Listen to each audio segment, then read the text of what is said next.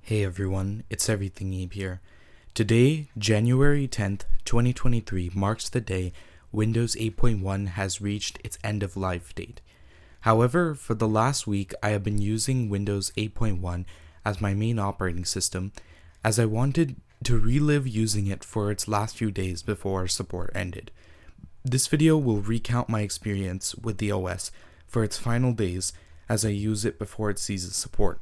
In the past, I have daily driven Windows 8.1 before, back in 2019, when I had a really crappy laptop as my daily driver and Windows 10 became too slow to use. I used Windows 8.1 on it instead, and I continued to use 8.1 until around late 2020 when I got another laptop that was fast enough to run Windows 10 decently. So it's safe to say I have a lot of nostalgia for Windows 8.1. First, talking about the laptop that I actually used, I was unable to use Windows 8.1 on my main laptop for obvious reasons, such as the laptop being too new to actually even support it. So I had to use another laptop instead, and this is the laptop that I chose. This is the HP Envy 15 J084CA. I have featured this laptop on my channel many times before. It has an older AMD processor with 8GB of RAM and a dedicated graphics card. However, the most important part is that the laptop was released in late 2013, which is almost perfectly coinciding with the release of Windows 8.1. Talk about period correct hardware. However, it's quite literally falling apart, and I took out the battery due to it being basically useless, so I'm using the computer on AC only, making it more like a desktop. If you've seen any of my previous videos before, you'd also know that it also has a very annoying and loud fan.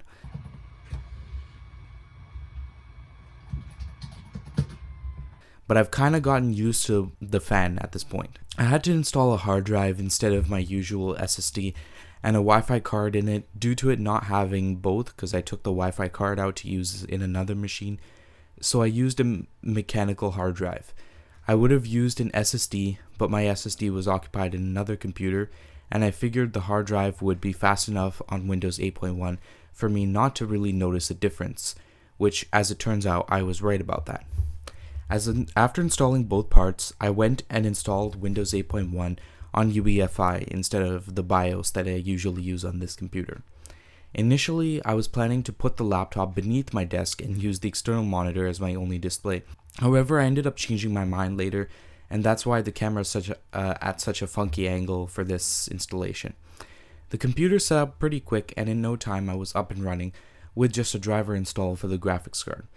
I put the laptop away as this was a couple of weeks before I would actually use it for the challenge, but then when I actually got around to using it, then I customized and updated the entire install and installed every program I figured I would need for daily driving Windows 8.1.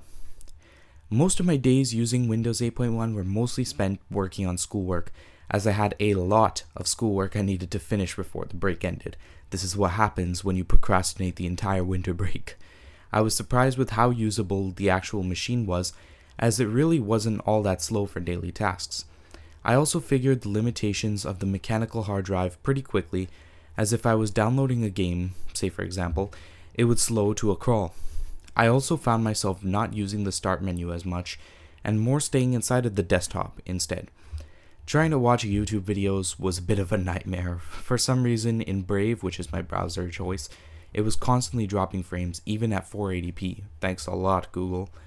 I tried MyTube, which was a YouTube video player I used to use back when I used to daily drive Windows 8.1 in 2019-2020, but it stopped working entirely. I figured out later that I could use Microsoft Edge, and that would play YouTube videos the smoothest at 720p, which is not too bad. I even tried editing a part of this YouTube video using Vegas Pro 14, and it went pretty smoothly, all things considered. However, render times were a pain, which was to be expected. As for gaming on Windows 8.1, Steam still works on even Windows 7, and will likely continue to work for another year or two. I was able to sign in to my Steam account and download some games from my library that I would end up testing a few days in. I would have tried the games from my Epic Games library, however, I was too lazy to download and install Epic Games only to install those games, because Epic's launcher is kind of a pain to use and I knew it would be pretty slow on this computer. So just enjoy gameplay of me running 3 games I had in my Steam library.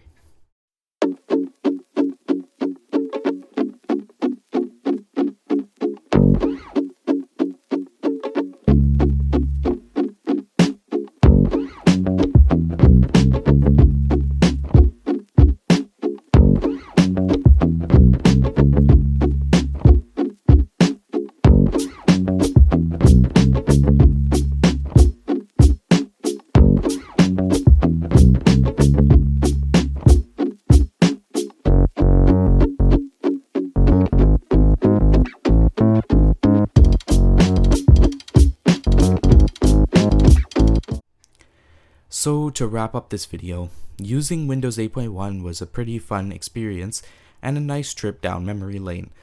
I have a lot of memories using Windows 8.1 as I explained earlier, especially back in my old house, so using it again in 2023 reminded me why I like the OS so much. I didn't even mind the start screen that much, which I thought I would really hate now that I've gotten used to the start menu on my Linux distro and on Windows 10 and 11. It really wasn't that bad, honestly. It kind of was a big deal at the time because it was replacing the start menu, which was much more functional. But once you actually got used to the start menu, the start screen, it would be perfectly fine for usage. And that basically sums out my entire Windows 8.1 experience, which is that it wasn't as bad as people remember it to be. I could probably use Windows 8.1 for longer, considering that 8.1 embedded industry is being supported until July of this year, so you'll get security updates until then. However, I probably won't bother because it doesn't work on my main machine, and this machine is quite slow and has a lot of limitations. If this video gets 5,000 likes though, I'll actually use 8.1 again in July on my ThinkCenter, which I can upgrade and which will be a lot faster and quieter than this machine. So share this with everyone you know if you want to see that happen, and I'll see you all next time.